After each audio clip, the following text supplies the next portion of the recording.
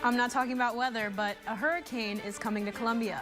We'll talk about Mizzou basketball's new head coach next in sports. Now from the Ford Sports Desk, KOMU 8 Sports. Frank Haith is the new Missouri men's head basketball coach. Mizzou will introduce Haith at a press conference later on this morning. Mizzou gave Haith a 6-year contract worth $1.5 million a year. For the past 7 years, 45-year-old Frank Haith was head coach of the Miami Hurricanes. He left the school with a record of 129 and 101 and led the Hurricanes to one NCAA tournament appearance. Under Haith, the Hurricanes had a record of 43-69 in Atlantic Coast Conference play, including a 10-22 mark the last 2 seasons. Miami never finished above 500 or above 5th place in the ACC. During his time at Miami, Haith established a reputation as a strong recruiter.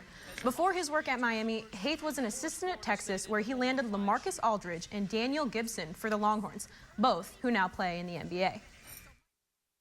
We had to have someone that had a familiarity with the footprint of the Big 12, as well as that ability to be able to attract national recruits. And also in Mizzou basketball, juniors Kim English and Lawrence Bowers are putting their names in for this year's NBA draft in June.